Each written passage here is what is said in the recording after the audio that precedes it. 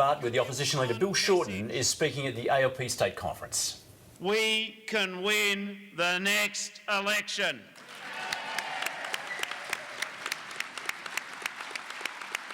And we can win 5 seats in Tasmania, so let's do it for Tasmania and for Australia.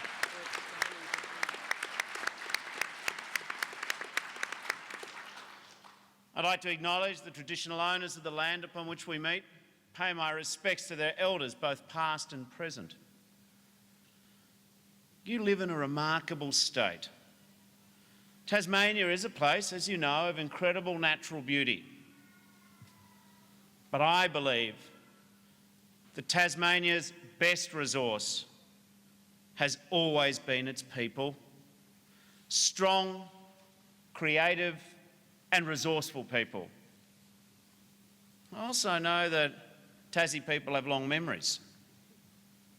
When I was in Queenstown last year, a bloke called Jim came up to me in Orr Street. Now, I'd first met Jim more than 10 years ago when I was in Queenstown working with Ian Wakefield to try and get even-time rosters for the underground miners. So I thought maybe Jim was there to talk about the old times, perhaps give me some new news about Queenstown. But instead he said, Bill, when I'm waiting for some praise or some criticism, he said, Bill, you still owe me a beer. So Jim, if you're watching, next time I'm in town, no worries, it's my shout. But what he also reminded me of, especially when I look at the northwest and Queenstown and the west coast, is that Tasmania has known its fair share of good times and tough times. That's why I want to congratulate Brian Green on the work that he and his state colleagues are doing to make sure this state has a bright future.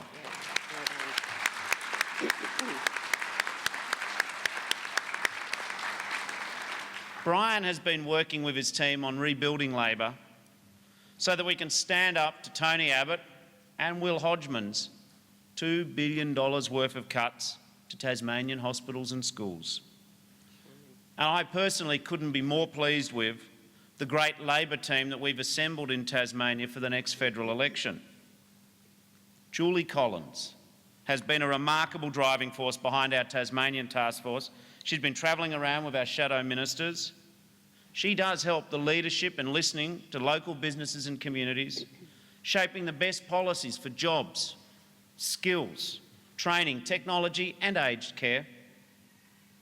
We've got Brian Mitchell. He was the first candidate he was that keen, he was the first candidate we pre-selected anywhere in Australia. He'll be the champion regional Tassie deserves. In the north, Ross Hart is already taking up the fight to Tony Abbott's personal captain's pick for Tasmania, another Liberal with a glass jaw.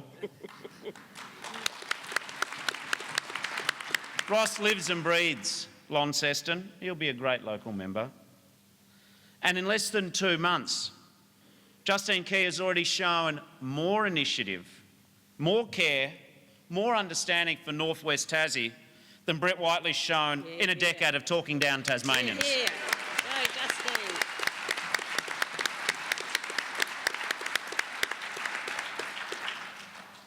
And we're fortunate that Jane Austen, again, a person who's dedicated her life to empowering the vulnerable, has put her hand up again in Denison. Thank you very much. Well done,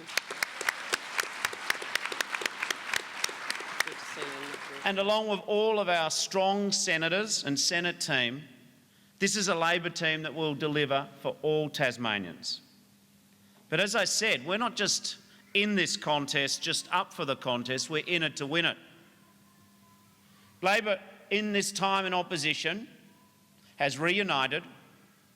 We stood up against the 2014 budget. We've blown the whistle on the sticky tape and rubber bands and prayers and unfounded evidence of the 2015 budget by this government, by this Abbott government.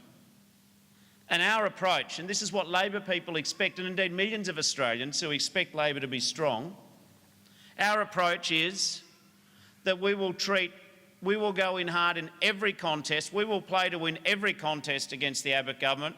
We will play to win every quarter against the Abbott government, because that's the way we win the match against this Abbott government.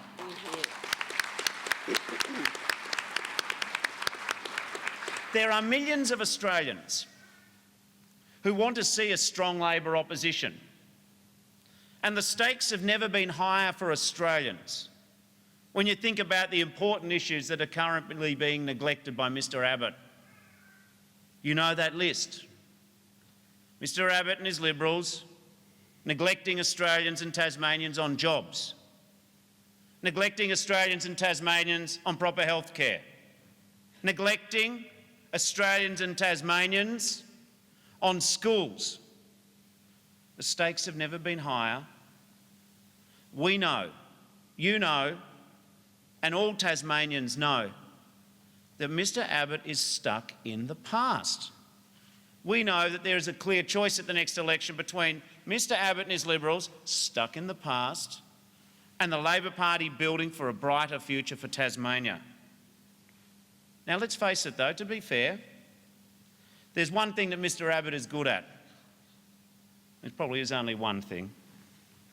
It's parroting a slogan, the master of the slogan, a disciple of endless repetition, like those bargain basement buskers we know. It used to be debt and deficit, until Joe Hockey doubled the deficit and blew out the debt. But now Mr Abbott has crafted a couple of new mantras. He started talking about the 2 great years in government. A government that he says is about jobs and growth. 2 great years, jobs and growth? These 2 slogans prove that Australia is led by a man who lives on a different planet in a parallel universe. Hear.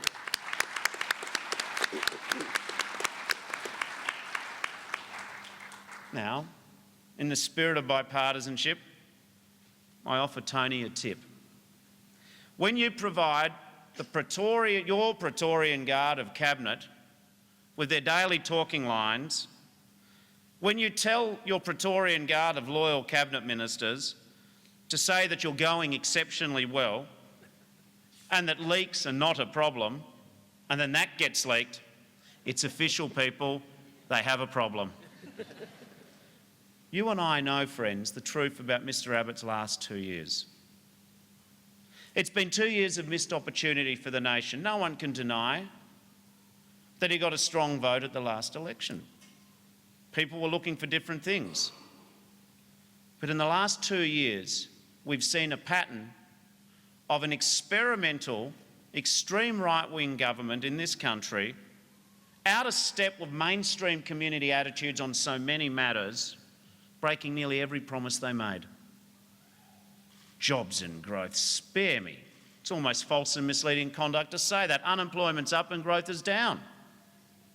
Right now, the greatest challenge for Australia is that unemployment is above 6%. We're Labor people, we understand the consequences and the misery of unemployment in communities, because we care about the people who are unemployed and the people seeking work and the people keen to keep their jobs and the people keen to make sure they have decent retirement incomes from their jobs. For every month that the Abbott government's been in power, Tasmanian unemployment, though, has been above the national average every month.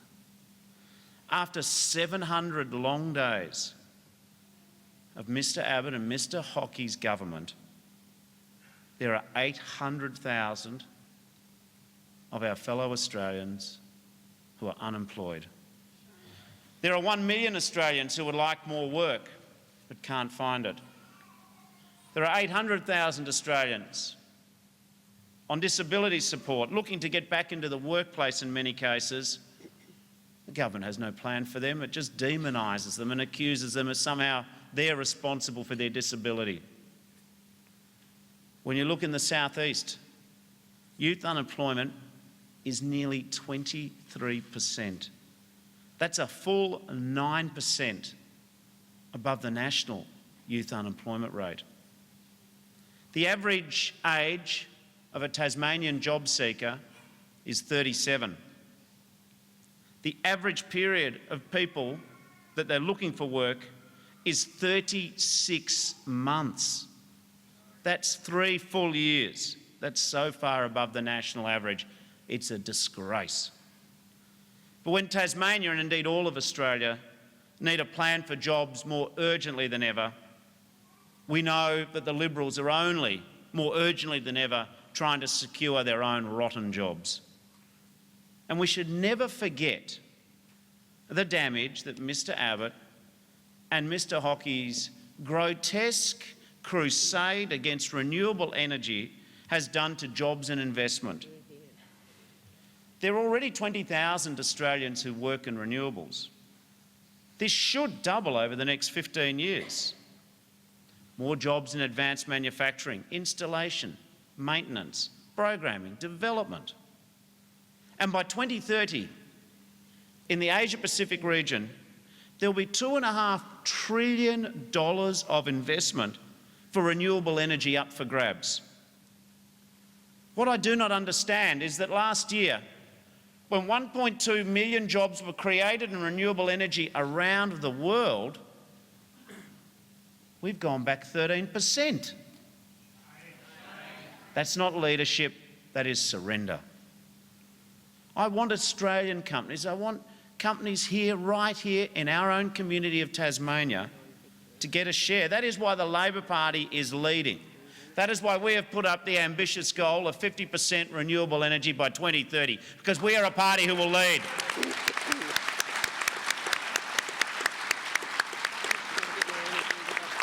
It is only Labor who will back up the success stories in the Tasmanian economy.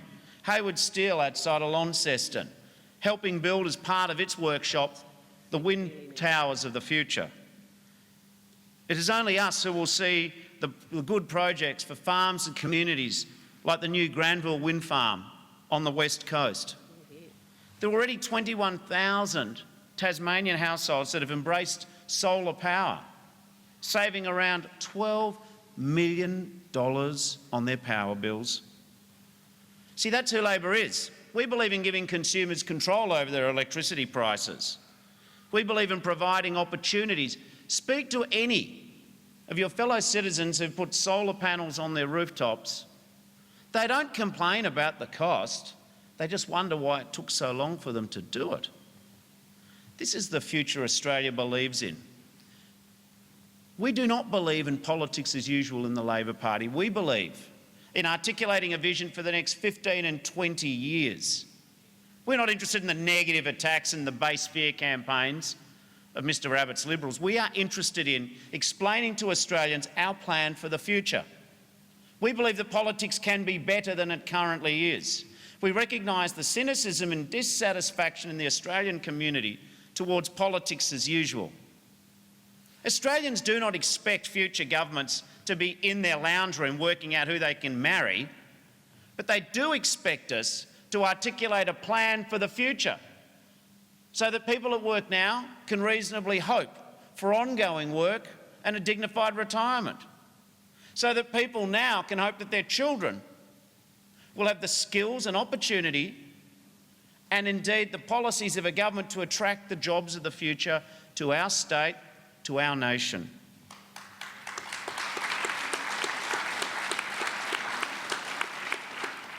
It's all about the future. It's all about a plan for the future. Now, we believe in a stronger, more productive economy, a more competitive economy. But what we also understand is that prosperity and productivity and growth are inexorably twinned with fairness. You can't have sustainable growth without a fair society. And you certainly need growth in our economy and our business to ensure we can deliver fairness. Each needs the other. That's the Labor story. That is why, at the core of our values for the future, it's all about people. It's why we support properly funding the early years of childcare. It's why we believe in needs-based funding in our schools. It's why we believe that TAFE should be properly supported, not gutted, and it's why we will always, always, always stop and oppose the ruthless deregulation of higher education, which would see $100,000 degrees.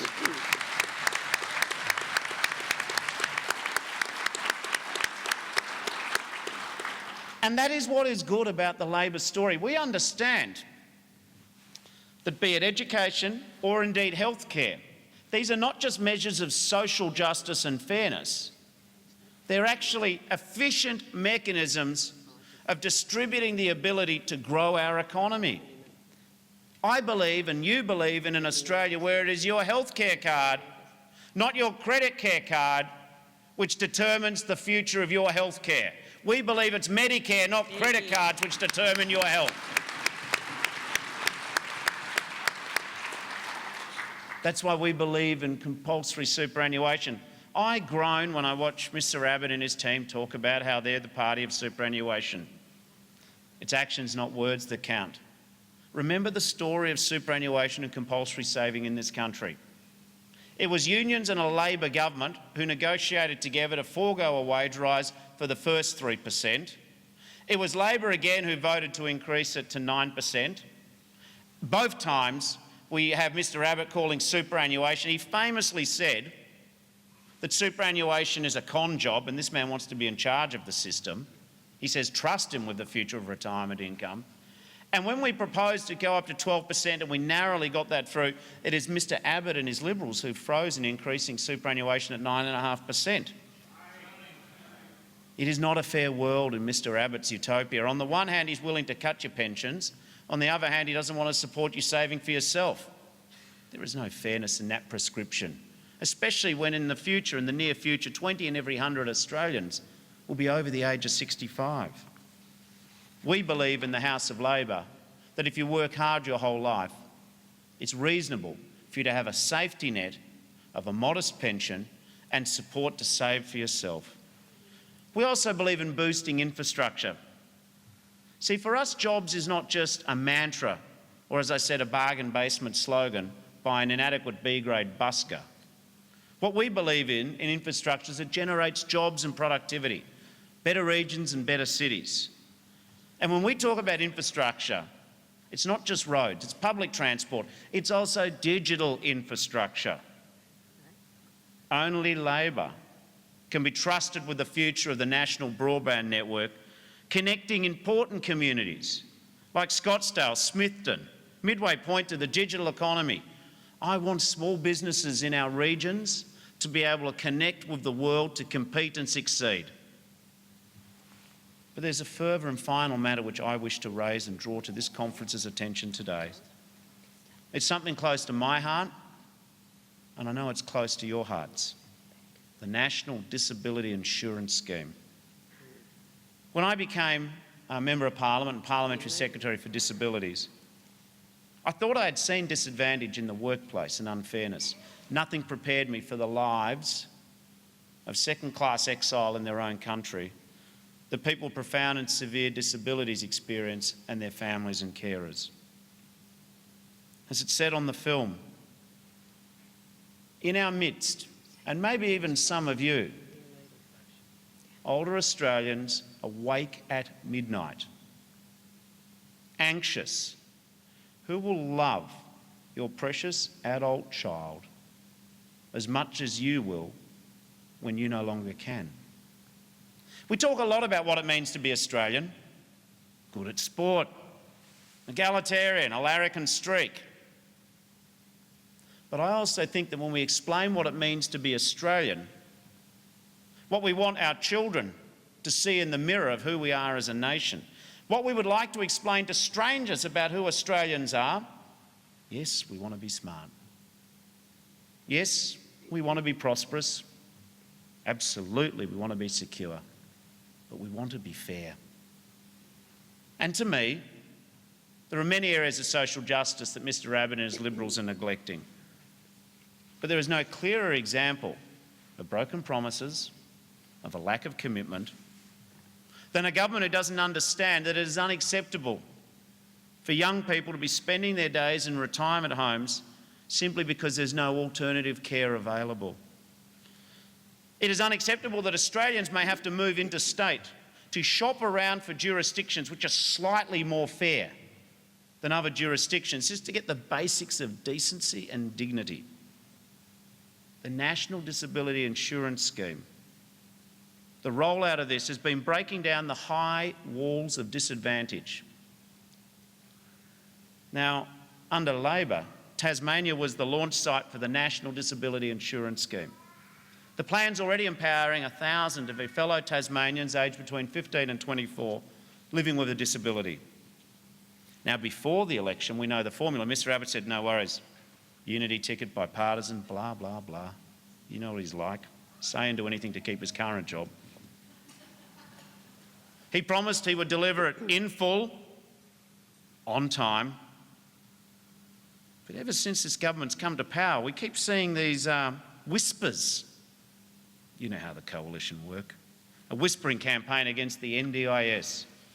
Minister after minister talking down the scheme, leaking misinformation about costs, cobbling together their weasel words as they crab walk away from the promises which they made before the election. It's a disgrace. It has to stop. People are counting on Labor to stop this disgrace.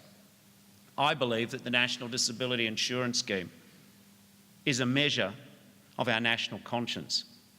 It is a test, as I say, of who we want to see in the mirror, who are Australians. It speaks for us that we're fair, decent and caring. I am frustrated beyond measure, and there is much that frustrates me when I watch this government.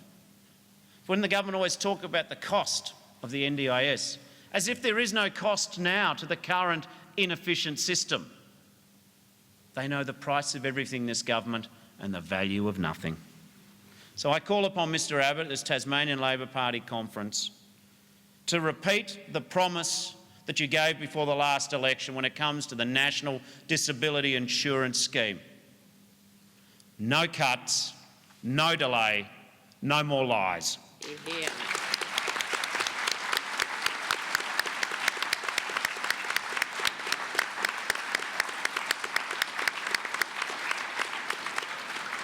Conferences are most interesting events. We come together as a party, a movement, indeed as a family, albeit fractious. I really understand that we have differences of opinion. It has always been thus, an open and accountable party, a party with a pulse, stronger and richer because we can on occasion disagree with each other, ideally in a respectful fashion. But what I detect as I move around this nation of ours, across the Labor Party, across the Labor movement, is I sense a stirring in our movement. We learnt the lessons of what we didn't do properly in federal government, and the need to learn these lessons has been accelerated by the grim prospect of giving Mr Abbott another 3 years on top of the 3 years that we may have already lost. So what joins us here today are more than words on a pledge, more than a common membership card. We have a shared faith in the power of fairness in our community to make this a better country. It's a Labor tradition older than federation, yet it's more relevant to Australia's future than it's ever been. I understand that how Tasmanians vote in the next federal election may well determine whether or not Mr Abbott and his Liberals have 3 more years. Now, we have a team to fight this in this state. As I said at the outset, we can do this. We can deliver a better future for Tasmania and for Australia. When people ask you what does the Labor Party stand for, you can tell them this: jobs, education, health, fairness. We believe in a smart and modern Australia. And we believe that what we can achieve, we will achieve together. Because Labor believes in uniting the nation, not dividing the nation. We reject the sterile philosophy of Mr Abbott and his extreme right-wing government that in life there are goodies and baddies.